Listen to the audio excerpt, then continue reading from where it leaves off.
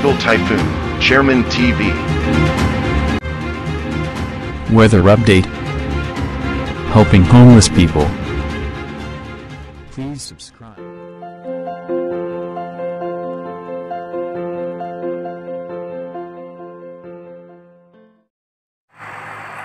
Magandang umaga po. Ito po ang latest update natin para nga po dito sa monitor natin na si Typhoon Pipito.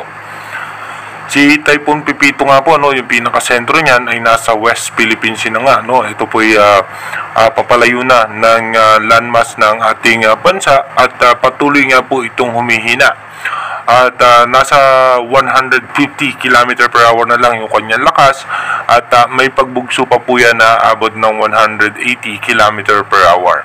Kaya iba yung pag-iingat pa rin nga po sa ating mga kababayan, bagamat yung pinakasentro nito ay nasa karagatan na. At ito nga po ay posibleng ngayong araw ay lumabas na ng ating Philippine Area of Responsibility. May mga nakataas pa rin po ng mga storm wind signal sa western section ng ating bansa. Dito nga po sa may parte ng Luzon.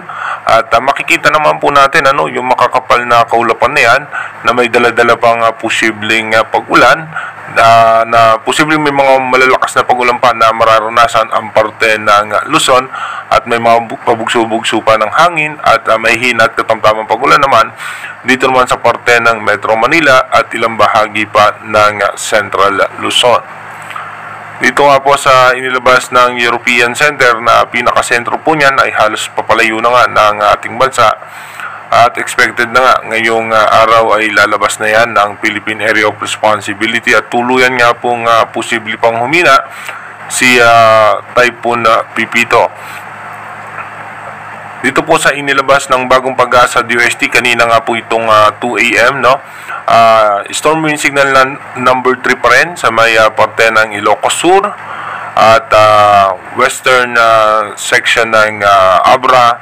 Kasama pa rin po ang La Union sa signal number 3 at yung dulong bahagi ng Pangasinan ay signal number 3 pa rin po yan. Signal number 2 naman sa may parte ng Ilocos Norte, northern portion ng Abra at Kalinga, yung kanyang western section, Mountain Province, Ifugao, Benguet, Nueva Vizcaya ay yung kanyang western section ay nasa signal number 2 pa. Pangasinan at yung northern portion ng Zambales.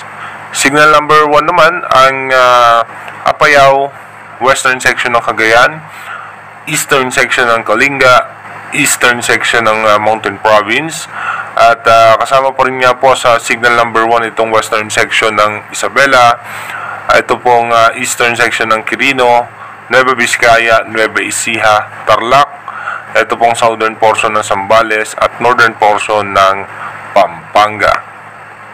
Expected nga natin today, meron pa nga po tayong posibleng mga pag-ulan na aabot na hanggang heavy to intense rain. Kung makikita nga natin kanina sa ating satellite image na meron pa makakapal na kaulapan na posibleng magdulot nga ng pag-ulan. Kaya expected natin yung 100 to 200 millimeter yung posible pa rin niya magdala ng mga pagbaha at pagguho ng lupa dito nga po sa Babuyang Group of Islands, sa Cagayan, Isabela, sa La Union, Benguet at dito po sa Pangasinan at Zambales. Kung makikita natin yung sirkulasyon nga po ni Typhoon Pipito, dito po yung may makakapal na kaulapan at dito nga po sa may parte ng Zambales, Pangasinan, La Union at Benguet. So sa may moderate to heavy rain naman, 50 to 100 mm, expect natin dito nga po sa may parte ng Ilocos Norte, Ilocos Sur, Abra, Apayao, Kalinga, Mountain Province, Ifugao, Nueva Vizcaya, Quirino, Aurora, Nueva Ecija, kasama po ang Tarlac at Pampanga. Dito naman po sa ating advanced weather forecast, mapapansin naman po natin na yan ay ilalabas na ng Philippine Area of Responsibility ngayong araw at bukas nga po, November 19, asahan natin meron nga tayong possible dito na northeasterly surface wind flow at possible nga po baka bumugso na dito nga nakikita natin possible na magkaroon ng pagbugso ng northeast monsoon o nung ating possible amihan by November 21. Ganun pa rin po, magiging maayos at maganda ang lagay ng ating panahon. Wala naman tayong inaasahan na anumang posibleng low pressure area o bagyo na makakaapekto sa ating bansa. Kung mapapansin naman natin, by November 22 and 23, magkakaroon ng possible low pressure area dito nga po sa may labas ng ating bansa, dahil na po yan sa pagsasalubong ng mainit na hangin at yung malamig na hangin na nanggagaling nga po dito sa may parte ng Pacific Ocean at ng China. At ito nga, magkakaroon na po tayo ng cold front, so ito na po yung nagiging senyales na magkakaroon na tayo ng possible northeast monsoon o yung amihan. Then, pagdating po ng November 24 and 25, expected natin may mga chance ng pag-ulan sa northern Luzon, and may mga kalat-kalat na pag-ulan sa eastern section ng ating bansa, maging sa may parte ng Mindanao. By November 26 hanggang November 27, expected natin maayos at maganda pa rin ang lagay ng panahon, maliban lamang sa eastern section ng ating bansa na may pagbugso pa rin ng easterlies.